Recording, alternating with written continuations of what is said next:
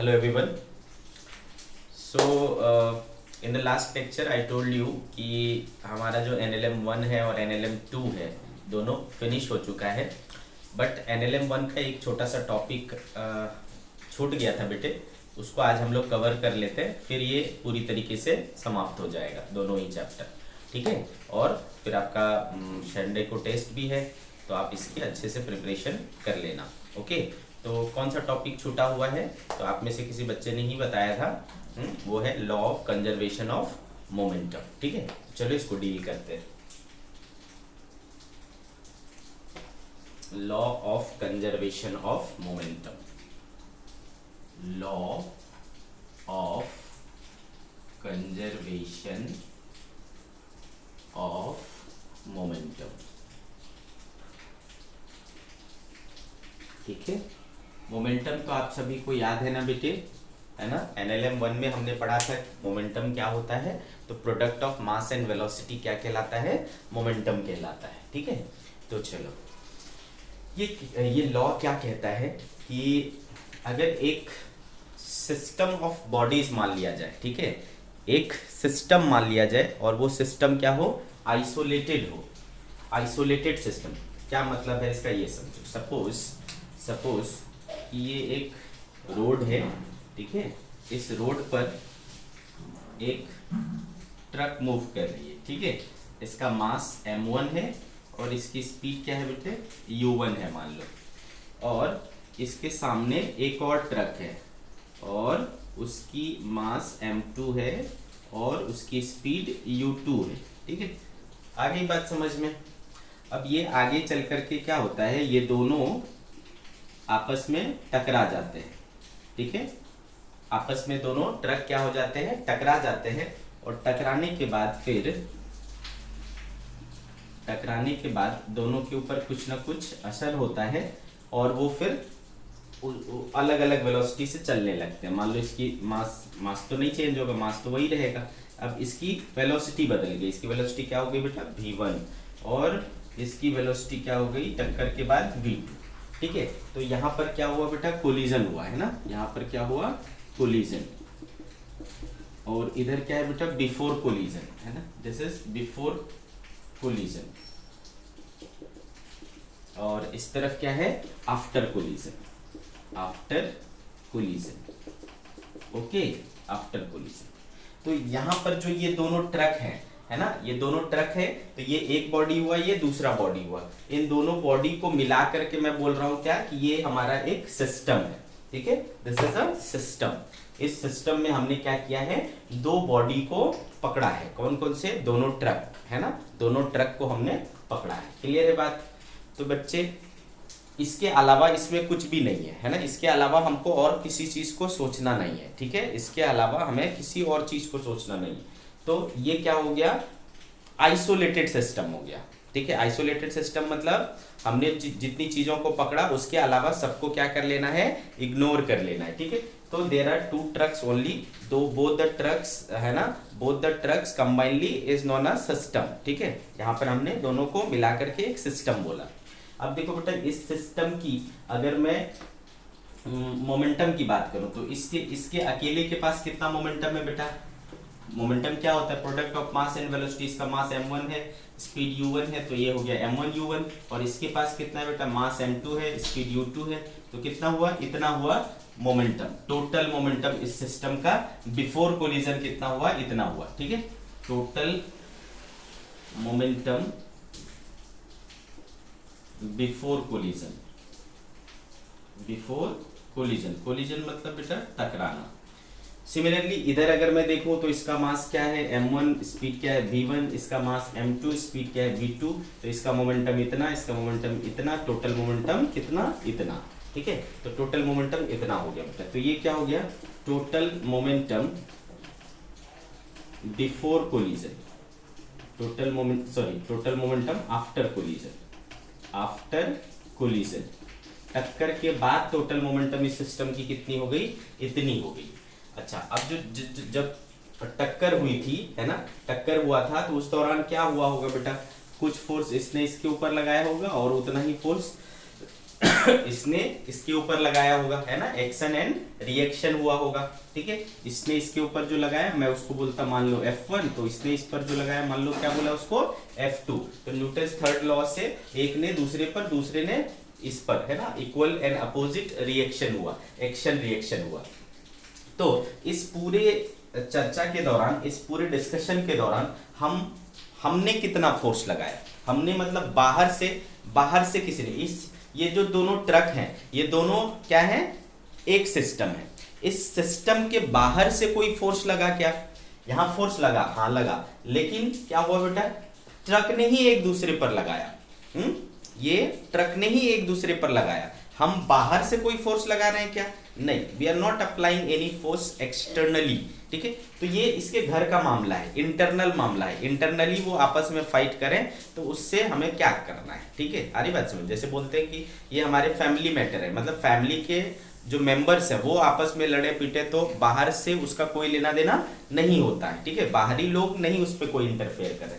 Similarly ये दोनों एक फैमिली मेंबर है, मतलब सिस्टम है, आइसोलेटेड है, ठीक है। तो वो जब आपस में टकराएंगे तो एक दूसरे पर जो फोर्स लगाएंगे वो उनका क्या हुआ, इंटरनल मैटर हुआ, यानी ये इंटरनल फोर्सेस हुए, ठीक है। तो हम एक्सटर्नली कोई भी फोर्स नहीं लगा रहे हैं। क्लियर है मेरी बात? तो जब हम एक्सटर्नली कोई फोर्स नहीं लगाते हैं बेटा, तो law of conservation of momentum कहता है कि कोई भी सिस्टम का जो टोटल मोमेंटम है, इंडिविजुअली इसका मोमेंटम पहले कितना था बेटा, m1u1, इंडिविजुअली इसका मोमेंटम अब कितना है, m1v1। तो इंडिविजुअल मोमेंटम चेंज हो गया इसका, देखो कि पहले कितना था, m2u2, अब कितना हो गया, m2v2। इंडिविजुअली में चेंज, बट टोटल जो है, टोटल पूरे सिस्टम का जो मोमेंटम है वो क्या रहेगा, आपस में सेम रहेगा। मतलब इसकी जो वैल्यू होगी और इसकी जो वैल्यू होगी वो आपस में सेम रहेगा, कांस्टेंट रहेगा, कंजर्व्ड रहेगा, ठीक है। सेम रहेगा, कांस्टेंट रहेगा,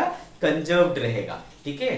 तो मैं स्टेटमेंट लिख रहा हूं बेटा, आप ध्यान से समझना। Law of conservation of momentum क्या कहता है कि total momentum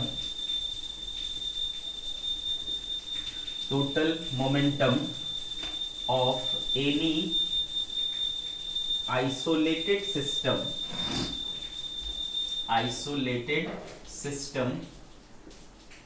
remains constant if no external force is applied on the system। अगर हमने सिस्टम पर कोई एक्सटर्नल फोर्स अप्लाई नहीं किया है तो जो टोटल मोमेंटम है पूरे सिस्टम का वो हमेशा क्या रहेगा, कांस्टेंट रहेगा, कंजर्व्ड रहेगा। इसी चीज को क्या कहते हैं हम लोग, law of conservation of momentum कहते हैं। This is known as the law of conservation of momentum, this is the statement of law of conservation of momentum. So I think it is very clear to you कि total momentum जो है ना, एक system of bodies का वो हमेशा constant रहेगा अगर बाहर से कोई फोर्स नहीं लगाया गया, ठीक है। तो देयरफॉर यहाँ पर इस सिचुएशन में क्या कह सकता हूं, इस सिचुएशन में मैं कह सकता हूं कि टोटल मोमेंटम बिफोर कोलिजन क्या होना चाहिए, बराबर होना चाहिए टोटल मोमेंटम आफ्टर कोलिजन के। आगे बात समझ में क्लियर है? दैट इज बिफोर कोलिजन कितना था बेटा total momentum, m1u1 plus m2u2। After collision total momentum क्या था बेटा, m1v1 plus m2v2। This is called law of conservation of momentum. Clear? अब आप बोलोगे सर ऐसा कैसे आया, कोई प्रूफ है क्या इसका, है ना? तो यस, इसका प्रूफ भी है। चलो इसको प्रूफ करके देखते हैं, ठीक है? प्रूफ कर ले। चलो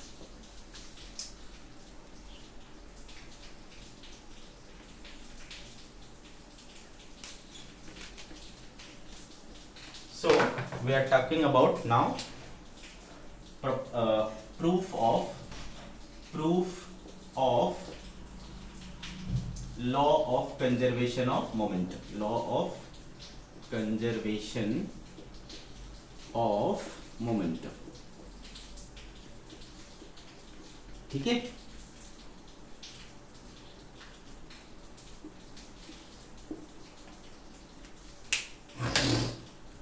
तो बच्चे जैसा कि आपको दिख रहा है कि जो ट्रक 1 है, ट्रक 1 उस पर कितना फोर्स लग रहा है, देखो F1 फोर्स लग रहा है ना, ट्रक 1 पर F1 फोर्स लग रहा है, और ट्रक 2 पर कौन सा लग रहा है, F2 फोर्स लग रहा है ना। जब टक्कर होगा तो ट्रक पर फोर्स लगेगा एक दूसरे पर, है ना, ओके। और फोर्स लगेगा तो क्या होगा बेटा, एक्सेलरेशन होगा। और एक्सेलरेशन कैसे निकालते हैं वो तो पता ही है। देखो इसका टक्कर से पहले कितना स्पीड था बेटा, u1, टक्कर के बाद इसकी स्पीड क्या हो गई, v1, है ना, टक्कर से। और मान लो ये जो कोलिजन हो रहा है, कोलिजन का टाइमिंग जो है वो क्या है, डेल टी। कोलिजन की टाइमिंग क्या है, डेल टी है।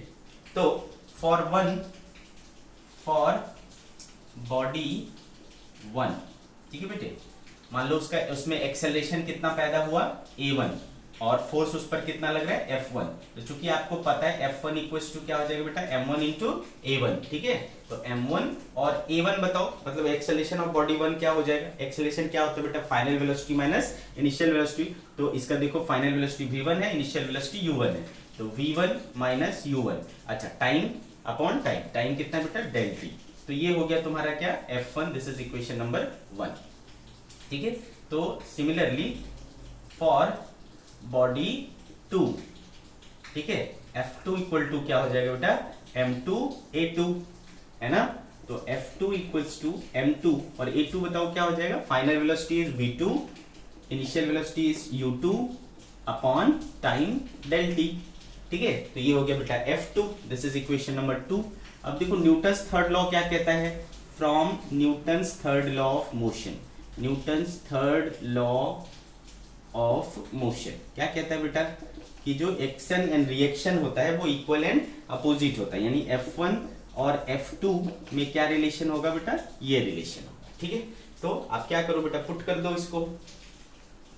तो F1 के बदले देखो क्या रखूंगा मैं इसको, तो M1 V1 minus U1 by del T equals to minus of M2 V2 minus U2 by del T, ठीक है। तो ये डेल टी और ये डेल टी कैंसिल हो जा रहा है बच्चे, M1 V1 minus M1 U1 is equal to minus M2 V2 plus M2 U2, है ना, ऐसा हो जाएगा। तो इसको इधर बुला लो बच्चे, M1 V1 plus M2 V2, और इसको इधर बुला लो M1 U1 plus M2 U2। देखो हो गया क्या, therefore M1 U1 plus M2 U2 is equal to M1 V1 plus M2 V2, ठीक है। तो M1 U1 plus M2 U2 क्या है बेटा, total momentum before collision, and M1 V1 plus M2 V2 क्या है, टोटल मोमेंटम आफ्टर कोलिजन। दोनों चीज बराबर हो गया, हेंस प्रूव्ड हो गया, ठीक है। तो इस तरीके से देखो हम law of conservation of momentum को प्रूव कर लिया, ठीक है। आगे कहानी समझ में, this was the law of conservation of momentum.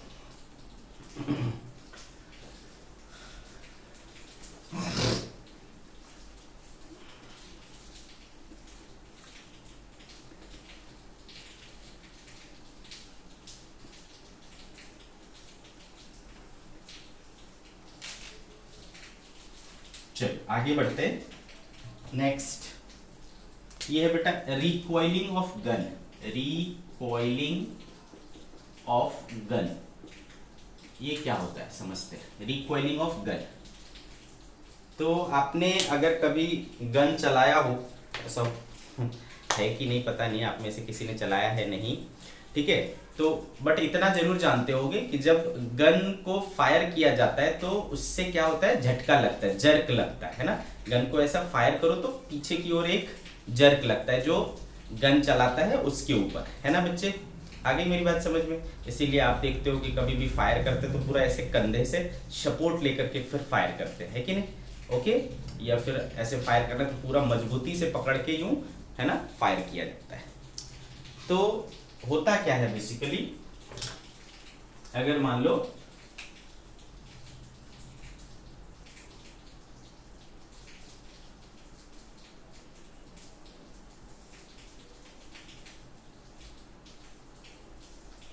ठीक है, ऐसा हमने अगर एक गन बनाया, ओके, क्लियर है मेरी बात?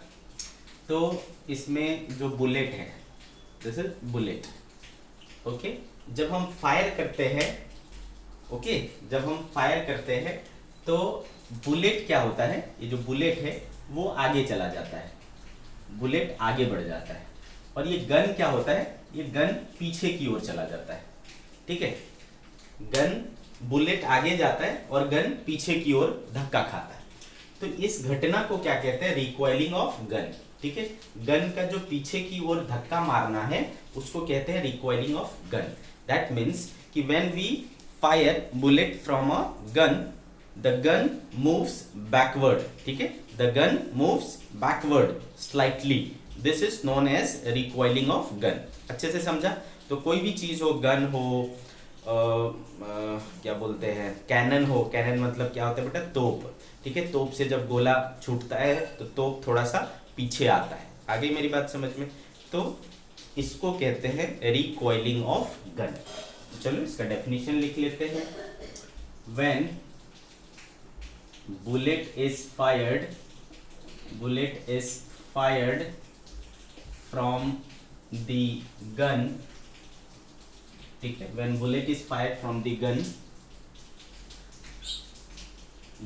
moves bullet moves forward, but the gun moves backward slightly,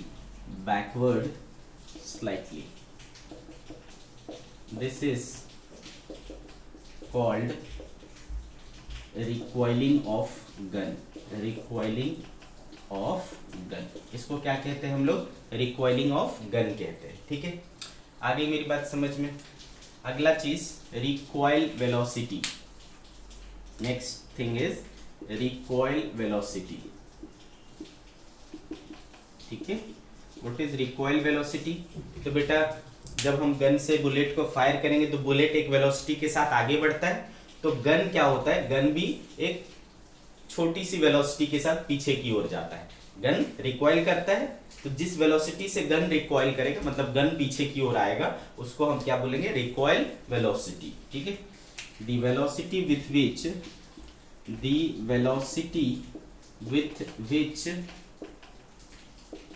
the gun moves backward is known as its recoil velocity, clear है? आगे मेरी बात समझ में? तो ये रही बात रिकॉइल वेलोसिटी की। अब ये रिकॉइल वेलोसिटी निकालेंगे कैसे, ठीक है, रिकॉइल वेलोसिटी निकालेंगे कैसे, तो समझना बेटा, ठीक है। तो जैसे ये गन था, है ना, गन था बेटे, तो गन के अंदर बुलेट था, ठीक है। मान लो बुलेट का जो मास है उसको मैं m बोलता हूं, और गन का जो मास है वो उसको मैं कैपिटल M बोलता हूं, ठीक है। बुलेट का मास स्मॉल m, गन का मास कैपिटल M। जब आप गन को फायर करते हो तो फायर करने से पहले उसको क्या रखते हो बेटा, रेस्ट में रखते हो, है ना, निशाना बनाते हो, स्थिर रखते हो, निशाना बनाते हो, है ना। तो उस टाइम तक क्या है, ये पूरा सिस्टम, यहाँ पर एक सिस्टम बन रहा है, किसका, गन और बुलेट का, ठीक है। यहाँ पर एक सिस्टम बन रहा है गन प्लस बुलेट का, तो ये एक आइसोलेटेड सिस्टम हो गया, गन प्लस बुलेट, ठीक है, एक आइसोलेटेड सिस्टम बन गया। अब आपने पहले क्या रखा है बेटा, स्थिर रखा है ना, तो स्थिर रखा है तो इसकी वेलोसिटी क्या है, 0, है ना। तो ना तो गन चल रहा है ना तो बुलेट चल रहा है, तो initially both are in rest, ठीक है, initially both are in rest. तो इनिशियल मोमेंटम क्या होगा बेटा, initial momentum of gun plus bullet system क्या है बेटा, 0, है ना। इनिशियल क्या है, 0। अब जब आप इसके ट्रिगर को दबाते हो बेटा, तो इस पर क्या होता है, जोर से हिट होता है, अंदर से इसके ऊपर, बुलेट के ऊपर हिट होता है और बुलेट बाहर की तरफ निकल जाता है। तो बताओ, फोर्स किसने लगाया, गन ने लगाया। किसके ऊपर लगाया, बुलेट के ऊपर लगाया। तो बुलेट ने भी रिएक्शन किया होगा और बुलेट के रिएक्शन के कारण गन क्या हुआ, पीछे की ओर आया, है ना। तो ये जो फोर्स लग रहा है वो आपस में एक दूसरे पर लगा रहे हैं, गन बुलेट पर, बुलेट गन पर। तो वो जो फोर्स है बेटा वो कैसा है, इंटरनल फोर्स है। हमने एक्सटर्नली कुछ भी नहीं लगाया, ठीक है, हमने एक्सटर्नल कोई फोर्स नहीं लगाया। ऐसा नहीं कि बाहर से एक हथौड़ा लेके आया और फिर हमने उस बुलेट के ऊपर हिट किया, चलो भाई तुम जाओ, ऐसा हमने कुछ भी नहीं किया, ठीक है। तो there is no external force. तो जब एक्सटर्नल फोर्स नहीं है तो यहां पर क्या वैलिड होगा बेटा, law of conservation of momentum, ठीक है। तो फायर करने के बाद बुलेट क्या हुआ बेटा, इधर चला गया, बुलेट इधर चला गया, ठीक है। तो इसका मास m था और इसकी वेलोसिटी मान लो क्या है बेटे, v है ना, बुलेट की वेलोसिटी v है। और हमको नहीं पता कि ये गन किधर जाएगा, है ना, हमको नहीं पता कि गन किधर जाएगा। तो मान लिया इसका वेलोसिटी क्या है, इसी तरफ मान लिया, कैपिटल V माना, ठीक है।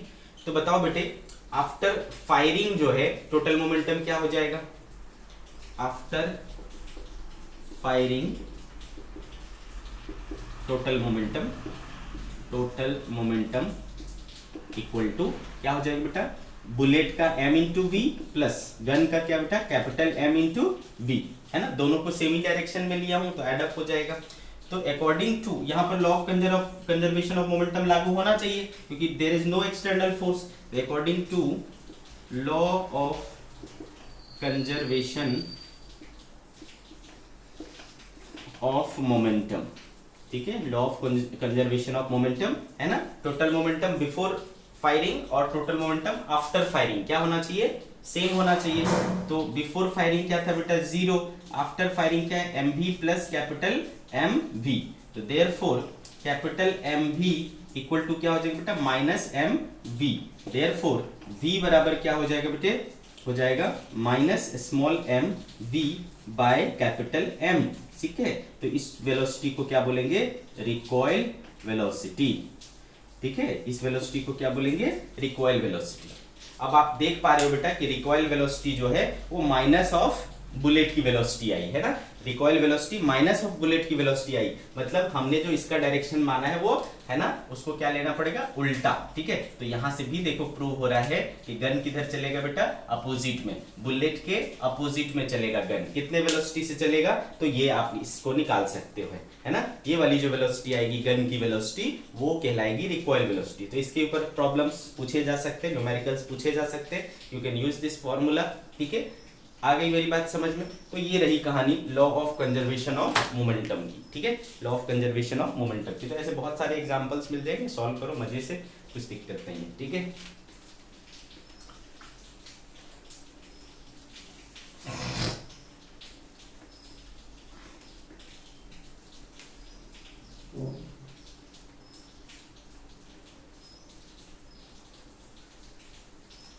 Now I will take some problems which are asked by you in the last lecture, ठीक है। कल के लेक्चर में आप लोगों ने जो कुछ डाउट्स पूछे थे उसको अपन देखेंगे अब, हाँ ठीक है। चलो स्टार्ट करते हैं। किसी बच्चे ने भेजा है डीसी का क्वेश्चन नंबर 10, ठीक है, डीसी का क्वेश्चन नंबर 10, ओके। क्या कह रहा है कि ये एक रफ सरफेस है और उसका कोफिशिएंट ऑफ फ्रिक्शन म्यू है और एक पुली है और उस पुली से दो ब्लॉक्स M2 और M3 और इधर एक M1 ऐसा लटका हुआ है, ठीक है बच्चे। और ये M1, M2 और M3 सब आपस में बराबर है, इक्वल टू M, और इनके बीच में कोफिशिएंट ऑफ फ्रिक्शन क्या है, म्यू है। तो पूछ रहा है कि ये जो छोटा वाला ब्लॉक, मतलब ये वाला ब्लॉक है M1, उसका डाउनवर्ड एक्सेलरेशन कितना होगा, what is the acceleration of this block M1, है ना। ये चीज अपने को पता करना है, ठीक है। चलो लेट्स सॉल्व दिस। तो बेटे होगा क्या, बेसिकली देखो ये क्या करेगा, नीचे की ओर M1 G लगाएगा, ऊपर क्या लगेगा, टेंशन, ठीक है। इधर क्या होगा, टेंशन, इधर भी क्या होगा, टेंशन, ठीक है। आगे मेरी बात समझ में। तो अच्छा, जब ये इधर चलेगा बेटा तो ये पूरा का पूरा सिस्टम क्या होगा, एक साथ ही है ना, एक साथ कनेक्टेड है ना, सभी के सभी क्या है, एक साथ कनेक्टेड है, एक साथ कनेक्टेड है, तो ये सब भी क्या होंगे बेटे, एक साथ ही मूव करेंगे, है ना बच्चे, ये सब भी एक साथ ही मूव करेंगे। तो इनके ऊपर जो ड्राइविंग फोर्स है वो भी क्या है, ये टेंशन ही है। अच्छा, जब ये टेंशन लगेगा और इस पूरे सिस्टम को मूव करने की कोशिश करेगा तो ये दोनों ब्लॉक किधर जाएंगे बेटा, लेफ्ट। जब लेफ्ट जाएंगे तो इनके ऊपर फ्रिक्शन किधर लगेगा, राइट। तो यहाँ पर एक फ्रिक्शन लगेगा, मान लो F2 बोलता हूँ, और इसके ऊपर फ्रिक्शन लगेगा, मान लो F3 बोलता हूँ। ठीक है बेटे, आ गई मेरी बात समझ में? ओके, बहुत अच्छा। अब आप देखो,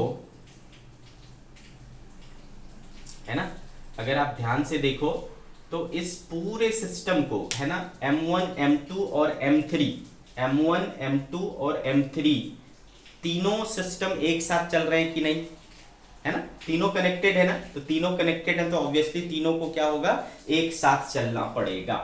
ठीक है, जब तीनों एक साथ चलेंगे बेटा तो तीनों का एक्सेलरेशन क्या होगा, कॉमन होगा। सिंपल सी बात है, तीनों का एक्सेलरेशन कॉमन होगा। और एक चीज बताओ मुझे, इन तीनों को चलाने वाला जो ड्राइविंग फोर्स है वो कौन है, ये इसी की वजह से चल रहा है ना, इसी की वजह से चल रहा है, this is the driving force.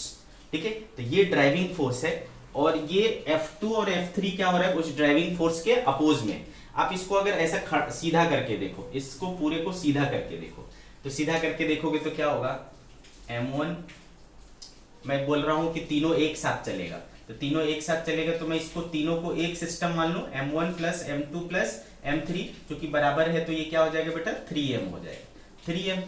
आ गई बात समझ में? तो इसके इस तरफ, है ना, इसको जब सीधा करके देखोगे तो ये वाला क्या होगा, लेफ्ट, है ना, और ये सब क्या होंगे, राइट। तो लेफ्ट में क्या लग रहा है बेटा, mg, M1 भी इक्वल टू M है, तो इसको मैं क्या लिखूंगा, mg। और देखो इधर क्या लग रहा है बेटा, F2 और F3, है ना, अपोज में क्या लग रहा है, F2 प्लस F3। नहीं समझा? अब आप बोलोगे सर ये टेंशन वगैरह क्यों नहीं ले रहे हो, तो टेंशन वगैरह क्या है बेटा, ये देखो equal and opposite cancel, equal and opposite cancel. ठीक है, इसका तो जरूरत ही नहीं है हमको क्या देखना है, एक्सटर्नली। एक्सटर्नल क्या, ये सब क्या है, इंटरनल है, तो एक्सटर्नली क्या लग रहा है, यही लग रहा है। तो देखो इस तरफ mg और अपोज में क्या लग रहा है, F2 प्लस F3। अब F2 आप निकाल सकते हो कि नहीं, F2 हम निकाल सकते हैं बेटा, नीचे क्या लगेगा, M2g, यानी mg, ऊपर क्या लगेगा, नॉर्मल, तो F2 इक्वल्स टू क्या होगा, म्यू इंटू नॉर्मल, यानी म्यू mg। सिमिलरली ये भी क्या हो जाएगा, इक्वली है बेटा, तो ये भी क्या हो जाएगा, म्यू mg। ठीक है, तो ये दोनों को करोगे तो क्या हो जाएगा बेटा, 2 म्यू mg। तो देयरफॉर F नेट कितना हो गया बेटा, F नेट हो गया mg माइनस 2 म्यू mg। ठीक है, नेट फोर्स क्या हो गया बेटे, mg माइनस 2 म्यू mg, ये हो गया नेट फोर्स। क्लियर है ना मेरी बात? तो देयरफॉर एक्सेलरेशन क्या होता है बेटा, net force upon total mass, net force upon total mass. So net force is mg minus 2 mu mg upon total mass is 3m। ठीक है, तो देखो m कैंसिल हो जाएगा, तो g minus 2 mu g by 3, तो यहां से मैं g बाय 3 कॉमन ले सकता हूं, और बच जाएगा क्या, 1 माइनस 2 म्यू। सही कराना मैंने। तो this is the acceleration, downward acceleration कितना है बेटे, g by 3, 1 minus twice of mu, this is acceleration. ठीक है, इस ब्लॉक का जो एक्सेलरेशन होगा डाउनवर्ड वो क्या होगा, g by 3 into 1 minus 2 mu.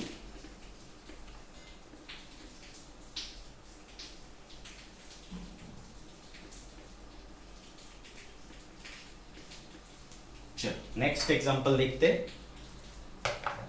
Next है बेटा डीसी का क्वेश्चन नंबर 30।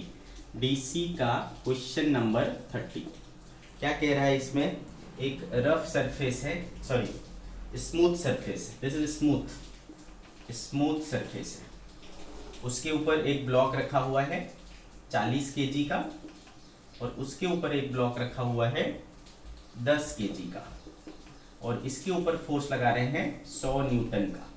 ठीक है बेटा, इस सरफेस के ऊपर स्टैटिक फ्रिक्शन है 0.6 और काइनेटिक फ्रिक्शन है 0.4।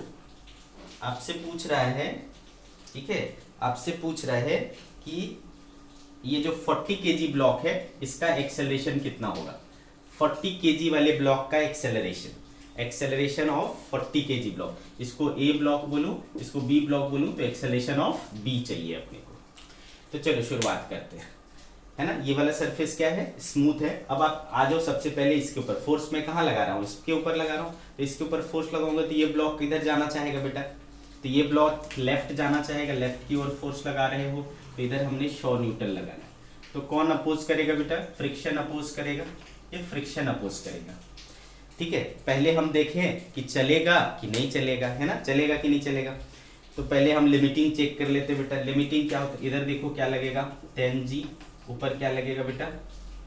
ऊपर क्या लगेगा? नॉर्मल। तो ये नॉर्मल कितना हो जाएगा? 10G के बराबर हो जाएगा।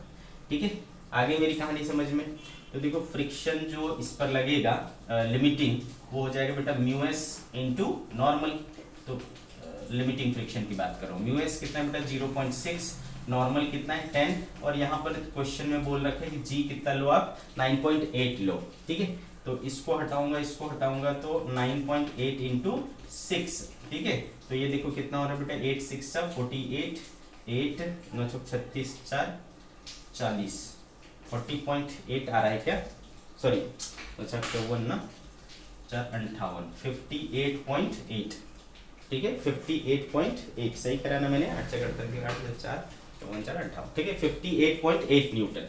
अब आप बताओ बेटा कि इसको, है ना, ये कितने से ये रोकने की कोशिश कर रहा है? 58.8 न्यूटन से, और मैं कितना लगा रहा हूँ? 100 न्यूटन। तो कौन बड़ा है बेटा? 100 न्यूटन बड़ा है, तो इसको चलना पड़ेगा, है ना बच्चे, इसको चलना पड़ेगा। So the block A is moving, है ना। अच्छा, अब जब हमें ये पता चल गया कि ब्लॉक मूव कर रहा है, तो आपको ये भी पता है कि बेटा फ्रिक्शन कौन सा लगेगा? तो फ्रिक्शन इसमें जो लगेगा वो काइनेटिक लगेगा, क्योंकि अब चलना शुरू कर चुका है। स्टैटिक नहीं लगेगा, काइनेटिक फ्रिक्शन लगेगा, है ना बेटे। तो इसको नहीं लगाएंगे अपन, क्या लगाएंगे? Kinetic friction. सो एफ के, है ना, एफ के क्या होता है बेटा? म्यू के इंटू नॉर्मल। म्यू के is 0.4, normal is 10G, G is 9.8, this. तो 8 चौक 32 के 2 से 3, तो 36 3 39, 39.2 न्यूटन। ठीक है, ओके बेटे। तो ऐसा हो गया सिचुएशन। तो बताओ, ये बड़ा है, ये छोटा है, तो ऑब्वियसली ये इस तरफ मूव करेगा। तो एक्सेलरेशन ऑफ ए, चलो इसकी हमें जरूरत भी नहीं है। ए का तो एक्सेलरेशन हमको चाहिए नहीं, ए का नहीं चाहिए। अब देखो बेटा, चूंकि आप देख पा रहे हो यहाँ पर कि जो ऊपर वाला ब्लॉक है उस पर इस तरफ फ्रिक्शन लगा एफ के, तो इसके रिएक्शन के तौर पर इस पे लगेगा बेटा, इस तरफ, है ना। 40 केजी ब्लॉक पर किधर लगेगा? इस तरफ लगेगा। तो 40 केजी ब्लॉक का अगर मैं ये बनाऊं, यानी बी ब्लॉक का अगर मैं एफबीडी बनाऊं, तो इधर क्या लग रहा है? एफ के लग रहा है। और ये तो इक्वल एंड अपोजिट होता है, जितना उस पे लगा था उतना ही इस पे भी लगेगा। और कोई फोर्स है बेटा? नहीं, अब नहीं है, क्योंकि ये वाला जो सरफेस है वो स्मूथ है, तो यहाँ पर कोई फ्रिक्शन नहीं, तो इकलौता फोर्स इस पर यही लग रहा है। तो बेटे Therefore acceleration of B block जो है वो क्या हो जाएगा? एफ के अपॉन इसका मास कितना है? 40। ठीक है, तो एफ के क्या आया था बेटा? 39.2 अपॉन 40। इसको सॉल्व करोगे तो ऑलमोस्ट लेस देन 1 आएगा। ठीक है, थोड़ा सा कम आएगा, 1 मीटर पर सेकेंड स्क्वायर से कम आएगा। क्लियर है? समझ गए बात को? तो this is the acceleration of block B. Okay,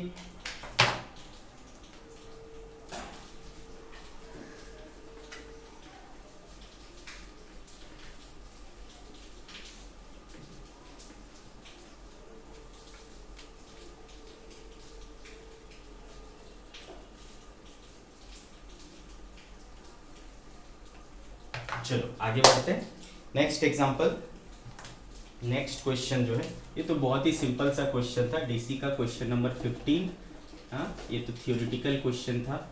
question number 15 क्या कह रहा है बेटा कि एक इंक्लाइन सरफेस है, ये एंगल थीटा है, ठीक है, और इस पर हमने एक ब्लॉक रखा है m, और इसके बीच में कोफिशिएंट ऑफ फ्रिक्शन क्या है? म्यू है, और ये ब्लॉक इक्विलिब्रियम में है। ब्लॉक क्या है? इक्विलिब्रियम में है। तो बोलता है थीटा और म्यू के बीच में क्या रिलेशन होगा? तो ऑब्वियस सी बात है बेटा, ये इक्विलिब्रियम में है, इसका मतलब क्या है? ये एंगल ऑफ रिपोज है। एंगल ऑफ रिपोज याद है ना, पढ़ा था हमने angle of repose. Angle of repose और कोफिशिएंट ऑफ फ्रिक्शन में क्या रिलेशन होता है? Tangent of angle of repose is equals to mu, है ना। देयरफॉर थीटा इक्वल्स टू क्या हो जाएगा, tan inverse mu.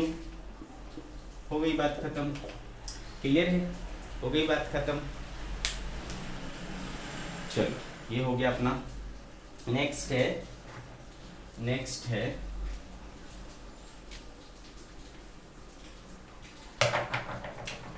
Question number 17। ये भी डीसी का है। आपको बोल रहे हैं कि एक इंक्लाइन सरफेस है, इंक्लाइन सरफेस है, इसका एंगल ऑफ इंक्लिनेशन कितना है बेटा, थीटा है। बोल रहे हैं कि इसका आधा सरफेस जो है वो क्या है, स्मूथ है, half surface is smooth and इधर का सरफेस जो है वो रफ है, ठीक है, इधर का सरफेस रफ है। तो चूंकि हाफ हाफ पोर्शन है बेटा, तो इसको x बोलूं तो ये भी क्या हो जाएगा, x हो जाएगा, इसका डिस्टेंस भी क्या हो जाएगा, x हो जाएगा। तो यहां से एक ब्लॉक को रिलीज किया जाता है, ठीक है, रेस्ट से रिलीज किया जाता है। पहले क्या था, रेस्ट में था, तो रेस्ट में था तो u इक्वल टू क्या था बेटे, 0 था, ठीक है। मान लो इस ब्लॉक का मास क्या है, m है, और आपसे क्या बोल रहे हैं कि यहां से जब मैंने छोड़ा तो फाइनली यहां पर भी क्या पहुंचा, रेस्ट में ही पहुंचा। यहां पर भी वेलोसिटी क्या है, 0, यहां पर आकर के भी ये रेस्ट पे आ गया। तो आपसे पूछ रहा है कि म्यू कितना होगा, व्हाट इज म्यू। म्यू इधर जो रफ सरफेस है वहां पर कोफिशिएंट ऑफ फ्रिक्शन कितना होगा, इस चीज को अपने को पता करना है। चलो समझते हैं बच्चे। तो ऑब्वियस सी बात है कि इसमें क्या लगेगा बेटा, नीचे की ओर g लगेगा। तो ये एंगल चूंकि यहाँ थीटा है तो ये भी थीटा हो जाएगा, तो इधर क्या आएगा, g cos थीटा, और इधर क्या लगेगा बेटा, g sin थीटा। तो ऑब्वियस सी बात है कि ये जो ब्लॉक है उस पर इकलौता एक्सेलरेशन यही लग रहा है, g sin थीटा, उसके वजह से ये क्या होगा, डाउनवर्ड मोशन करेगा, ठीक है। तो यहां से यहां आते तक, है ना, वहां से यहां आते तक मान लो इसकी वेलोसिटी क्या हो जाती है, v, ठीक है, v। तो कांस्टेंट यूनिफॉर्म एक्सेलरेशन है बेटा, तो अपन यूज कर सकते हैं वो 3 इक्वेशन। तो हमको पता है कि v स्क्वायर इक्वल्स टू क्या होता है, u स्क्वायर प्लस 2as होता है। तो यहाँ पर u 0 है बेटे, तो 2 एक्सेलरेशन देखो कितना है, g sin थीटा है, और s देखो कितना है, x। तो ये आ गया 2gx sin थीटा, ठीक है, दिस इज v स्क्वायर। तो v इक्वल्स टू क्या हो गया बेटा, square root 2gx sin theta. तो जब ये ब्लॉक यहाँ पर पहुंचा तो इसकी स्पीड क्या हो चुकी थी, इसकी स्पीड क्या हो चुकी थी, under root 2gx sin theta. तो बेटे ये आगे की जर्नी के लिए, है ना, इधर से इधर की यहाँ तक की जर्नी कंप्लीट हो गई। इसके बाद की जर्नी के लिए ये क्या काम करेगा, इनिशियल स्पीड का काम करेगा, square root 2gx sin theta.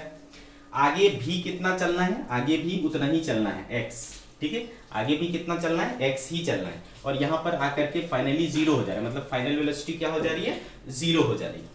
लेकिन अब एक नया चीज होगा, क्या, इधर क्या लग रहा था बेटा, g, वो तो अब भी लगेगा, ये थीटा था अब भी लगेगा। इधर क्या हो जाएगा बेटा, g cos थीटा, इधर क्या हो जाएगा, g sin थीटा, है ना, ऐसा हो जाएगा। अब देखो आपको पता है कि जब ये इधर जाएगा अब फ्रिक्शन लगना शुरू करेगा, है ना, अब क्या होगा, फ्रिक्शन लगना शुरू होगा, है ना बच्चे, क्योंकि ब्लॉक नीचे जा रही है, फ्रिक्शन किधर लगेगा, ऊपर की तरफ। इस फ्रिक्शन की वजह से एक एक्सेलरेशन आएगा, है ना। फ्रिक्शन कितना लगेगा बेटा, तो आप बोलोगे mu into normal, mu into normal, clear है।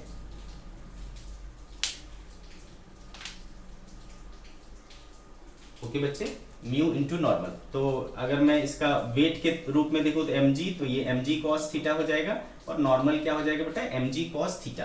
तो mu into mg cos theta, ये क्या हो जाएगा, फ्रिक्शन इतना लग जाएगा। इस फ्रिक्शन के कारण भी एक एक्सेलरेशन पैदा होगा बेटा। तो acceleration due to friction, acceleration due to friction जो होगा वो क्या होगा बेटा, एफ के अपॉन उसका मास। तो mu mg cos theta by m, m cancel हो जाएगा बेटा। तो देखो क्या होता है, म्यू g cos थीटा, है ना, म्यू g cos थीटा, ये एक एक्सेलरेशन आएगा। तो इसके वजह से जो एक्सेलरेशन आएगा वो किधर होगा बेटा, इस तरफ, ठीक है। उसका एक्सेलरेशन किस तरफ होगा, इस तरफ। कितना बेटा, mu g cos theta, mu g cos theta. तो अब आप देखो कि ये जो ब्लॉक है ना, उस पर दो दो एक्सेलरेशन हो रहा है, एक इधर हो रहा है जी साइन थीटा और एक इधर हो रहा है क्या, mu g cos theta. Okay, इस तरफ क्या हो रहा है, mu g cos theta. Simple सी बात है। तो अब आप सोचो कि इसकी मोशन का डायरेक्शन किधर है बेटा, इस तरफ, बॉडी किधर स्लाइड कर रही है, इस तरफ। तो अगर इसका नेट एक्सेलरेशन नीचे की तरफ आएगा, अगर इसका नेट एक्सेलरेशन नीचे की तरफ आएगा तब तो स्पीड और बढ़ेगा, एक्सेलरेशन होगा, है ना। लेकिन स्पीड क्या हो रही, घट रही, घटते घटते यहां पर जीरो होना है। इसका मतलब नेट एक्सेलरेशन क्या आएगा बेटा, अपोजिट में आएगा, है ना। नेट एक्सेलरेशन क्या आएगा, अपोजिट में आएगा। तो नेट एक्सेलरेशन अपोजिट में आएगा तो ये बड़ा होगा और ये छोटा होगा। तो mu g cos theta minus क्या हो जाएगा बेटा, g sine theta. Therefore g into mu cos theta minus sine theta, this is the net acceleration now. ठीक है, तो ये एक्सेलरेशन हो रहा है और इस एक्सेलरेशन का डायरेक्शन क्या है बेटा, अपोजिट है, मतलब ये रिटार्डेशन का काम कर रहा है। ठीक है, तो again you have to use the formula, चूंकि v स्क्वायर इक्वल टू क्या होता है, u स्क्वायर प्लस 2as होता है। तो v स्क्वायर देखो क्या है, 0 है, रेस्ट में है, और u आपका कितना आया है, स्क्वायर रूट, सॉरी उसका स्क्वायर कर दोगे तो ये हो जाएगा बेटा 2gx sine theta, 2gx sine theta. और ये चूंकि अपोजिट में है तो बेटा माइनस लेना पड़ेगा, -2। आपकी एक्सेलरेशन कितना है बेटा, g into mu cos theta minus sine theta. ठीक है, इंटू s अभी भी क्या है, x ही है ना, आगे भी क्या चलना है, x ही चलना है। तो बस we have to solve this. Okay, तो क्या हो रहा है बेटे, 2gx mu cos theta minus sine theta is equal to 2gx sine theta. तो ये 2gx और 2gx कैंसिल हो गया, तो mu cos theta minus sine theta is equal to sine theta. तो mu cos theta equal to क्या हो जाएगा बेटा, 2 साइन थीटा। ठीक है, देयरफॉर म्यू इक्वल्स टू क्या हो जाएगा, 2 sine theta by cos theta यानी 2 tan थीटा। ठीक है, mu equals to 2 tan theta, ये हो जाएगा इसका। ठीक है, तो देखो म्यू की वैल्यू आ गई कितनी, 2 tan थीटा। म्यू की वैल्यू है 2 tan theta. Understood? Okay, good.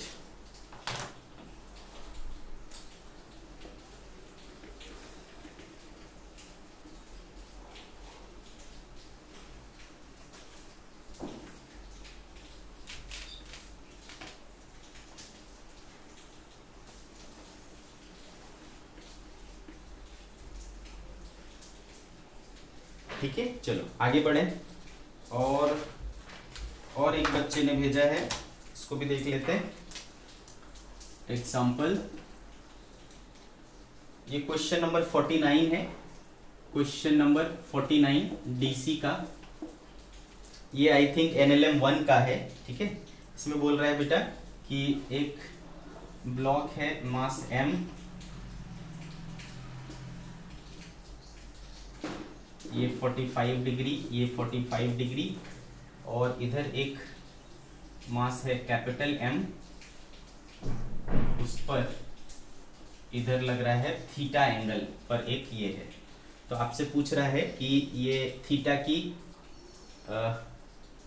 tan theta equal to क्या होगा, tan थीटा इक्वल टू क्या होगा। इक्विलिब्रियम में है पूरा सिस्टम, इक्विलिब्रियम में, सिस्टम इज इन इक्विलिब्रियम। ठीक है बेटा, सिस्टम जब इक्विलिब्रियम में होता है तो क्या होते हैं, फोर्सेस बैलेंस होते हैं। तो देखो बेटे, इधर क्या लग जा रहा है, mg लग जा रहा है। इस पॉइंट का फ्री बॉडी डायग्राम बनाऊं तो इधर मान लो T1, इधर मान लो T2। ठीक है, तो क्या हो जाएगा देखो,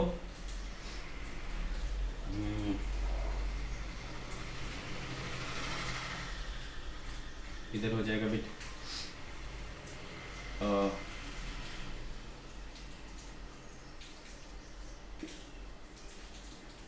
T1 है, तो इधर हो जाएगा क्या, T1 cos 45 है ना, T1 cos 45, और इधर क्या हो जाएगा T1 sin 45।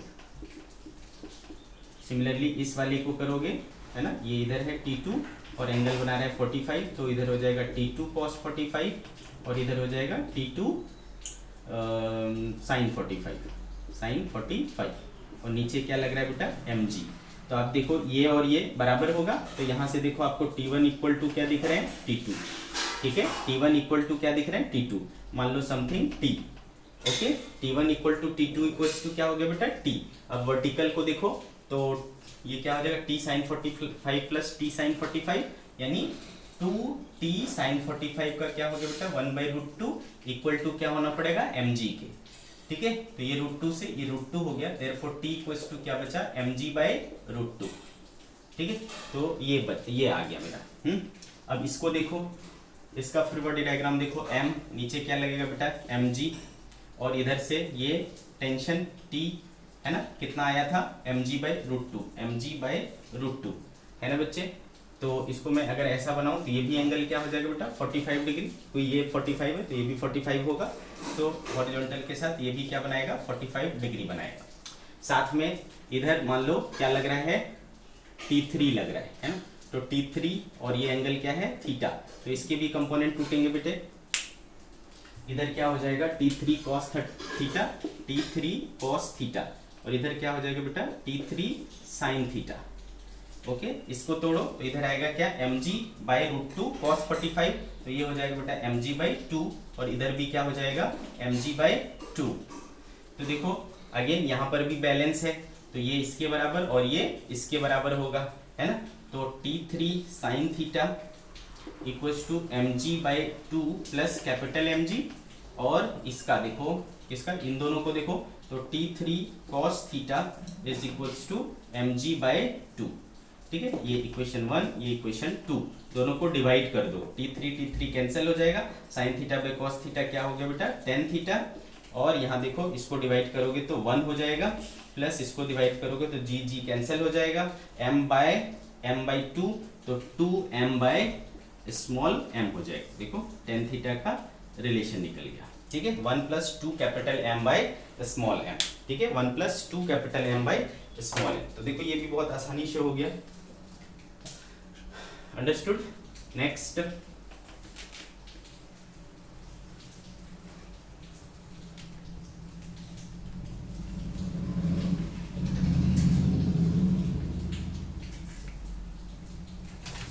Next is question number 50, question number 50, ठीक है। क्या कहता है क्वेश्चन नंबर 50 कि एक लड़का है वो क्या हो गया एक गड्ढे में गिर गया है, ठीक है।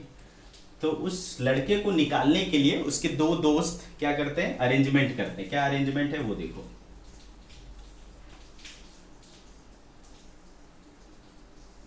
ठीक है, यहां पर उन्होंने पुली लगाई और उस पुली के सहारे उस लड़के को निकालने की कोशिश कर रहे हैं, ठीक है। दोनों दोस्त इक्वल फोर्स लगाते हैं, F और F। एक टाइम पर वो यहां से H गहराई पर था, H डेप्थ, और इनके बीच की दूरी क्या थी D, ओके। इनके बीच की दूरी क्या थी D। तो आपसे पूछा जा रहा है कि ये कितना फोर्स लगा रहा होगा, इसका मास m है, कितना फोर्स लगा रहा होगा, ठीक है। तो बहुत ही सिंपल है बेटा, ये देखो अगर मान लो है ना ये एंगल कितना है थीटा, तो ये एंगल भी क्या होगा बेटा थीटा। सिमिलरली इधर भी होगा, है ना, तो ये एंगल भी क्या होगा थीटा, ओके बेटा। ये पूरा क्या है एक ही स्ट्रिंग है तो सेम टेंशन लगेगा, टेंशन टेंशन, ठीक है। ये नीचे क्या करेगा वेट लगाएगा कितना mg।